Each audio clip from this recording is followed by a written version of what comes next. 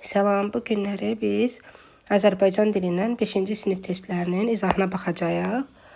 Söz birləşmələrinin birinin birinci tərəfinin son samiti kar tələffüz edilmir. Adətən sonor samitlərlə bitəndə birinci tərəf kar tələffüz edilmir. Çünki sonor samitlərimizin kar qarşılığı yoxdur. Sonor samitlərimiz də hansılardır? L, M, N, R. Və eyni zamanda söz sonu cingiltli samitlə bitib. Özündən sonra saitlə başlanan şəkilçi gələndə ya olduğu kimi qalır, ya da ki, hər hansısa başqa bir cingiltli samitə keçid eləyir. A variantına baxaq. Sözün sonu Q samiti ilə bitib və özündən sonra samitlə başlanan söz gəlibsə, deməli, Q samiti ilə bitib özündən sonra samitlə başlanan şəkilçi ya da söz gəldikdə Q samiti X samitinə keçid eləyir tələffüzdə. Bu verilən qayda C variantına da aiddir. Corab söküyü. Bəzi sözlərimiz var ki, onun sonu B, D, G, C samitlərlə bitəndə, özündən sonra samitlə başlanan söz gələndə özünün kar samitinə keçir. Yəni, B-dırsa P-ya, D-dırsa T-ya, G-dırsa Ç-ya və C-dırsa Ç samitlərinə. Ona görə Y samitdə getdi, çünki özündən sonra samit gəlib. Sənəd qəbulu. D samitindən sonra samit gəldiyinə görə D, T samitinə keçid eləyir.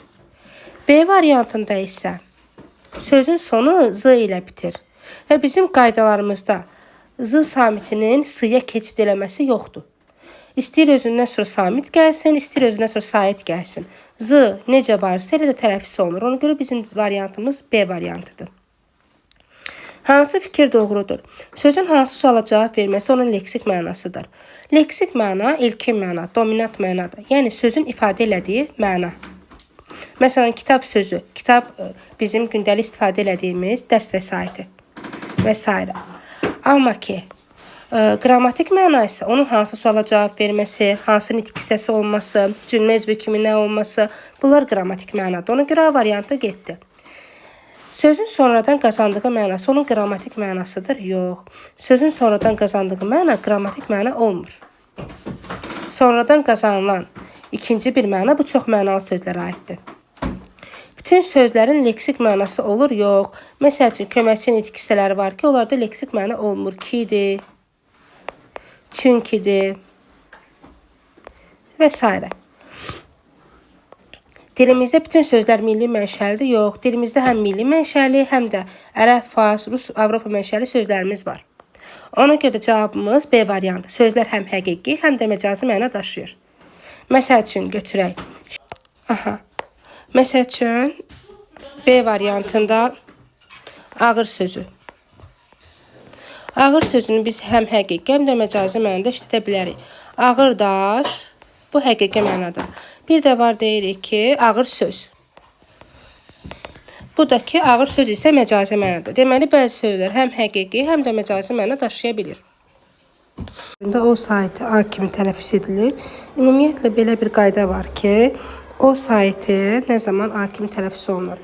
Əgər o vurğu qəbul edərsə, bu zaman O kimi, qəbul etməzsə A kimi tələffüz olunur.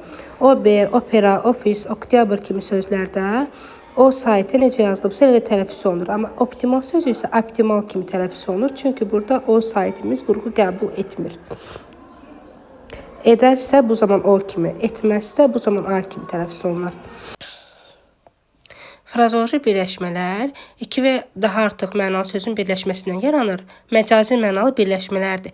Yəni, sabit söz birləşmələri dilimizdə hazır şəkildə olur, dəyişmir. Can vermək ifadəsi isə iki mənanı ifadə edir. Can vermək bir, ölmək. Məsəl üçün, xəstənin ölməyi, can verməyi.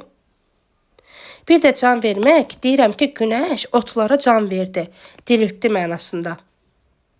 Canlandırdı mənasında. Amma qalan burada bir sözlər var ki, dilotu yemək çox danışmaqdan başqa mənası yoxdur. Zəncir çeynəmək, əsəbləşmək bildirir. Kefi tökəlmək, şadlanmaq, hissi başına vurmaq, əsəbləşmək. Yəni, bunların bir mənası var. Amma can verməyin isə iki mənası var. Bir-birindən fərqli iki mənası var. Hətta buna amonim frazoloji birləşmələr deyilir. Sözlərdən biri hecalara düzgün ayrılmayıb. Burada bu sualda Hecalar ümumiyyətlə sözdəki saitlərin sayına uyğun olaraq müəyyən edilir. Sözdə neçə sait varsa, o qədər heca olur. Və A-da, D-də ümumiyyətlə oxunuşa uyğun olaraq biz sözləri necə oxuyuruqsa, hecalara ayıranda o formada bölünmə olmalıdır. Qəribə, qənaət sözləri düzgün bölünübdür. Sürət sözü də düzdür. Amma ki, surət səhvdir. Çünki r samiti digər heca ilə birləşməlidir və olmalıydı surət. Yəni sürət düzgün ayrılıbdır, amma surət sözü düzgün ayrılmayıbdır. Surət sözündə r samiti növbəti heca ilə birləşməli idi. Ona görə cavab C-dir. Hansı söz yalnız həqiqi mənada işlənir? Qara sözünü biz məcazi mənada işlədə bilirik. Məsəl üçün, qara bağrım yarıldı. Qara xəbər gəldi. Dəmir.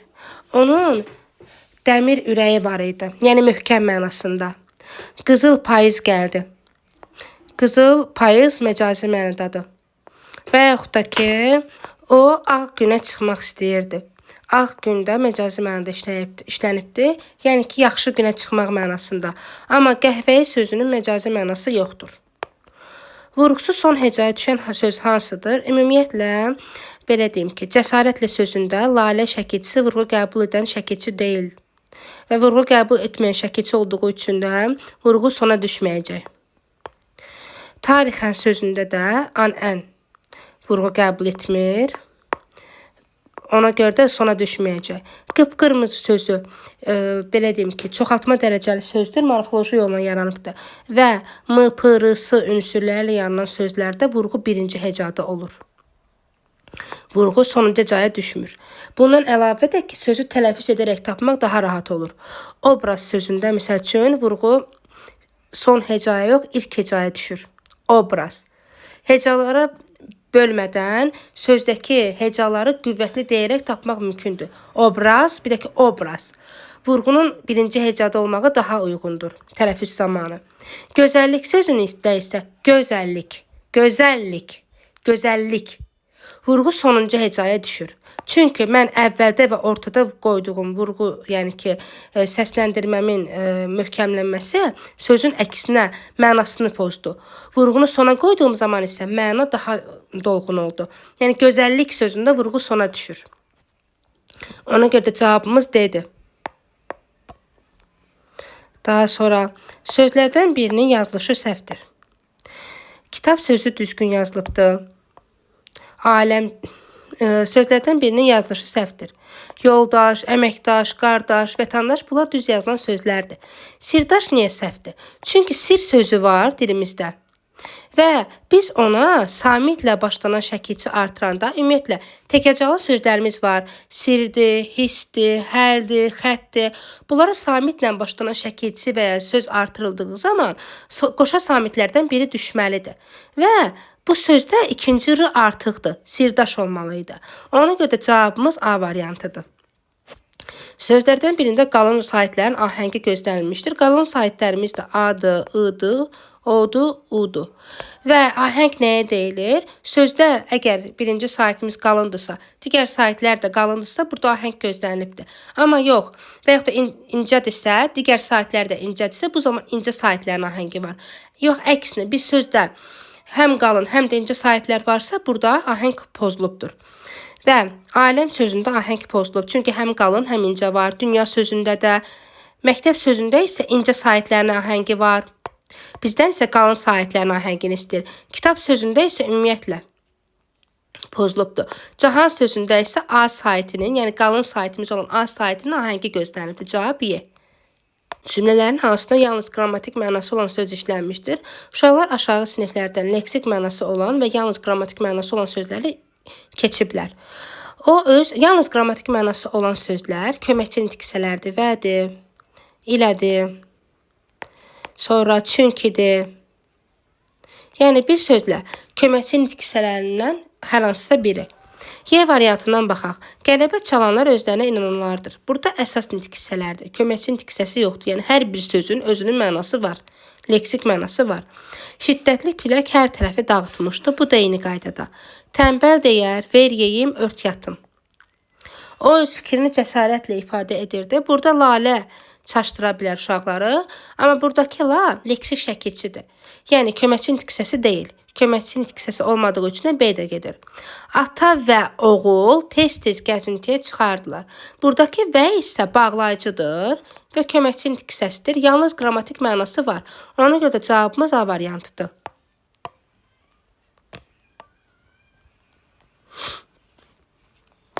Biri yanlışdır. Fonetika danışıq səslərindən bəhs edən elmdir. Bəli, fonetika danışıq səslərindən, vurğudan, hecadan bəhs edən elmdir.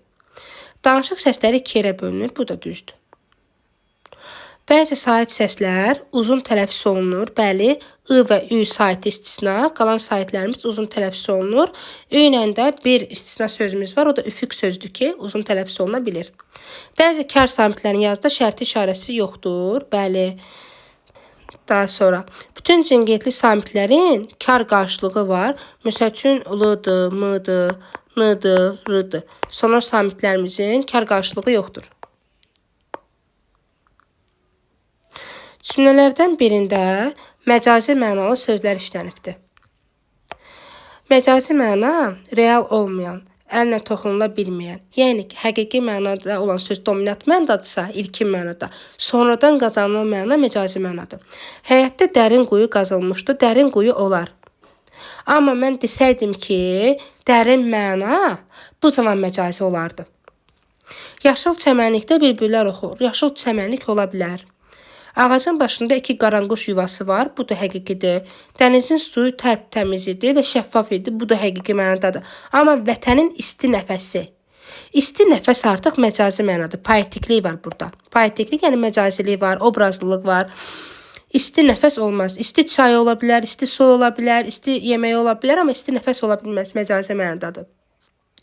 Q səsinin fərqli tələffüz edildiyi söz hansıdır? Q bilirik ki, özü kimi tələffüz oluna bilir. X kimi tələffüz oluna bilir, Q kimi tələffüz oluna bilir, K kimi tələffüz oluna bilir. Qapı sözündə Q kimi tələffüz olunur. Yəni sözün əvvəli Q samiti ilə başlayırsa, yəni söz Q hərfi ilə başlayırsa, olduğu kimi tələffüz olunacaq. Qalib, qələm, qırmızı. Amma sözün sonu Q ilə bitəndə, tək qalanda çox vaxt X kimi tələffüz olunur. Çarıq. Buna görə də hamısında olduğu kimi tələffüz olundu, Q kimi.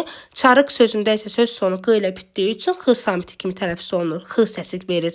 Və cavabımız Y-dir. Çox mənalı sözlərdən biri isimdir.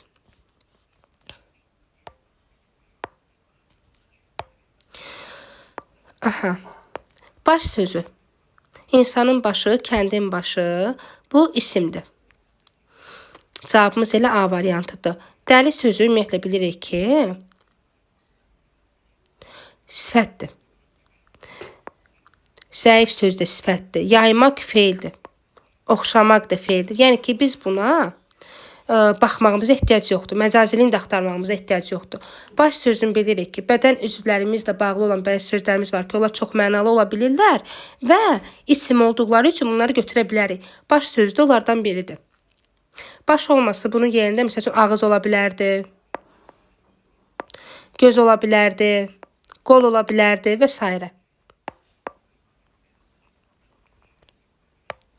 Hansı sözdə uzun tələffüz olunan qapalı sait var? Əlamət sözündə A uzanır. Amma bizdən qapalı sait istəyir. Yəni ki, I, U, bir də Ü saitlərini. A uzansa da biz götürmürük, çünki açıq saitimiz uzanır. Tarix sözündə getdi. Mətbə sözündə Ə uzanır, bir saitimizdə bir Ədə düşür.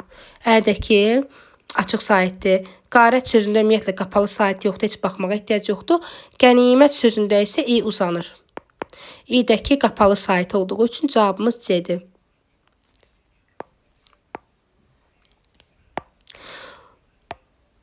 Uşaqların çoxu 16-cı sualı səhv eləyibdir. Əksəriyyəti A-nı götürüb, çünki axıra qədər baxmayıblar. Axıra qədər baxsaydılar, P, T, Ş, X kar samitdir, amma axırda V samiti var. V isə cingiltlidir, ona görə A-nı götürmürük. Daha sonra F, S, Z, R, T. Z samiti cingiltlidir, C ona görə getdi. Daha sonra Y variantında ümumiyyətlə birinci ilə cingiltli samitlə başlayır. B-də hamısı cingiltlidir. Amma D bəndində isə Ç, X, S, H, Ş Hamısı kar samitlərdən ibarətdir. Cavabımız D. Hansı sözlərə saitlə başlanan şəkilçi artırdığımız zaman ç-yu əvəzlənməsi baş verər? Ç-yu əvəzlənməsi, yəni bəzi sözlərimiz var ki, şərikdir, daha sonra əmlakdır. Bunlar istisna olmaqla, onlar alınma mənşəli sözlərdir və onlarda dəyişiklik olmur, sait də artırsaq. Ona görə də bu sözləri birinci çıxırıq. Şərik sözünü çıxırıq. Aptek Rus Avropa mənşəli sözdür və kasəsi verir. Ona görə bunu da çıxırıq.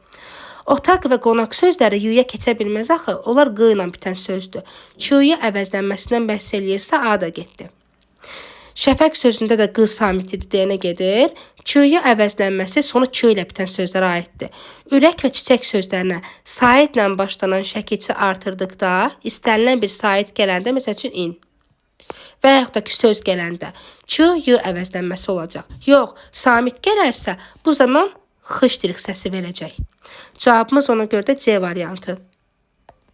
Hansı susmaq mənasındadır? Ümumiyyətlə, burada görülən bütün sözlər sabit söz birləşmələrdir. Yəni ki, frazoloji birləşmələrdir. Gözünə külü üfürmək, kimisə aldatmaq, kimisə həqiqətdən uzaqlaşdırmaqdır. Aldatmaq mənasındadır. Daha sonra, dil boğaza qoymamaq çox danışmaqdır. Dilinə güc vermək çox danışmaqdır. Yalvarıb yaxanmaq kimdənsə, yəni yalvarmaq mənasındadır. Ağzına su almaq isə susmaq mənasında və yaxud da ki, ağzını qıfıllamaq da deyirlər buna. O da frazoloji birləşmədir. Ağzına su almaq, susmaq mənasında de, cavab B-dir.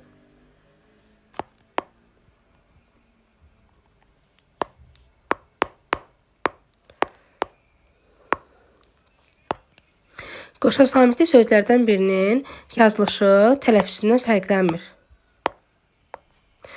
Ümumiyyətlə, qoşa yığlar, qoşa çığlar, qoşa tığlar, qoşa pığlar və qoşa qığlar. Bunlar dəyişə bilən yəni qoşalıqlardır.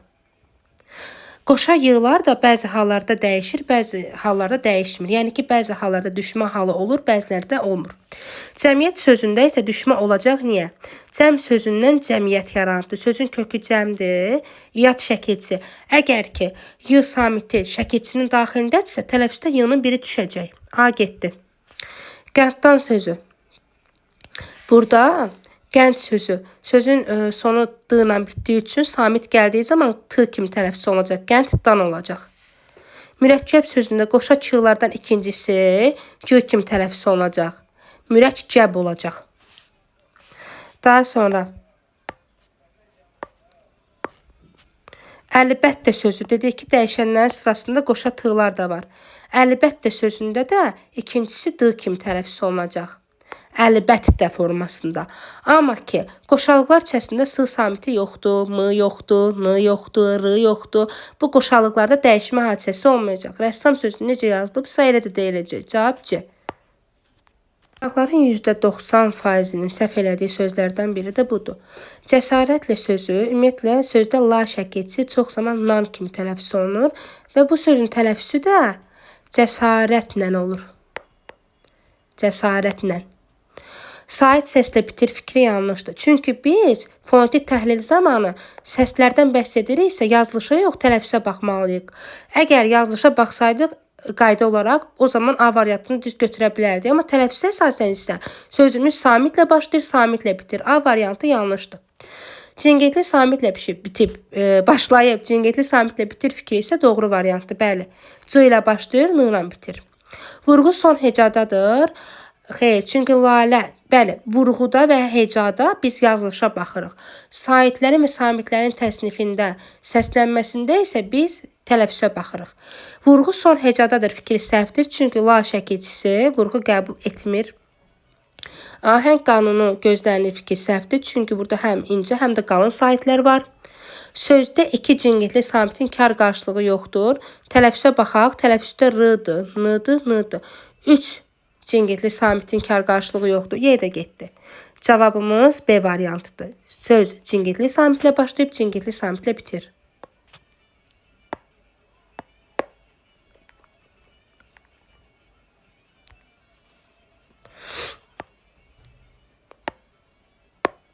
Mən mətni oxumuram. Mətn onsuz da sonradan da oxunula bilər.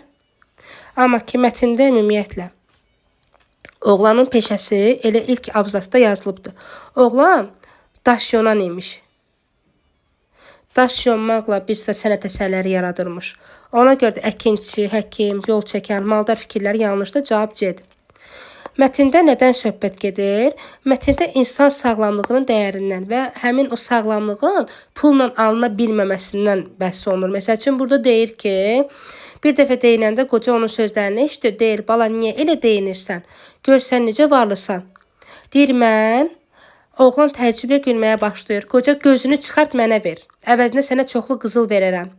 Oğlan razılaşmır. Sonra deyir, qolunun birini mənə ver. O da yenə razı olmur.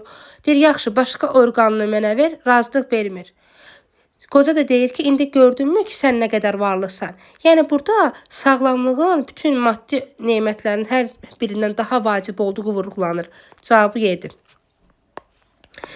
Mətnə əsasən cavan oğlan nədən şikayətlənir? Burada əgər olsaydı ki, varlı olmamaqdan, bəli, ilk abzasa baxaq. İlk abzasda deyir ki, bir oğlan var imiş, oğlan daşyonan imiş. Həmişə deyinərmiş ki, ay Allah, mən niyə varlı olmadım? Mən varlı olsaydım nə olardı? Bütün gün daş yonmaqdan bezmişəm. Və varlı olmamaqdan olsaydı, cavabımız C olardı. Amma elə bir variant yoxdur axı. Burada variantda varlı olmaq yazılıbdır. Niyə bir insan varlı olmaqdan bezsin ki? Çox işləməkdən bezib variantı daha uyğundur. A variantı. Yəni, burada texniki səhv falan olmayıbdır. Çox işləməkdən. Çünki orada birinci abzasda deyir ki, bütün günü daş yonmaqdan bezmişəm. Yəni, bütün günü işləməkdən bezmişəm. Cavab ona görə də A variantıdır. Üstündə rəqəm yazılmış sözlərdən hansısa məcazi mənada işlənmişdir? Üstündə rəqəm yazılmış sözlər. Gözünü çıxart mənə ver. Daş yonmaqdan bezmişəm. Daha sonra burada var. Onda qolunun birini mənə ver. Bir də pul qazanmaq. Daş yonmaq həqiqətən də daşı yonmaqdan bəhs edir deyə bu həqiqi mənadadır. Gözünü çıxart, insanın gözündən bəhs olunur. İnsanın qolundan bəhs olunur. Burada demir ki, ağacın qolu, demir ki, kəndin başı. Yəni, elə olsaydı çox mənalı olardı. Amma insanın gözündən, insanın qolundan bəhs olunduğu üçün bu həqiqi mənadadır. Sonda isə pul qazanmaq. Əgər uğur qazanmaq, güvən qazanmaq, etibar qazanmaq olsaydı bu məcazi olardı. Amma pul qazanmaq isə həqiqi mənadadır. Yəni, bu verilən variantda ümumiyyətlə bu cümlələrin içində məcazi mənalı olanı yoxdur. Ona görə də variantımız burada heç biri. Tünd qara hərflərlə verilmiş sözün mənasını müəyyən edin. Tünd qara hərflərlə verilən söz deyinmək sözüdür. Danışmaq kimləsə mükalimə eləmək, kimləsə söhbət etməkdir. Söyləmək də, kiməsə nəyisə söyləmək, danışmaq. Bunlar bir-birinə sinonimdir. Qışqırmaq səs tonunu yüksəltməkdir. Soruşmaq isə sual verməkdir. Amma söylənmək, deyinmək sözü kimidir. Yəni ki, öz-özünə danışırsan, öz-özünə deyinirsən, bu deyinməkdir. Danışmaq yox. Danışmaq iki nəfərin bir-birilə söhbətidir. Deyinmək isə kiminsə, belə deyim ki, arxasında tək başına öz-özünə deyinirsən, bu deyinməkdir. Bu həm də eyni zamanda söylənməkdir. Öz-özünə söylənmək. Cavab ona görə də C variantı.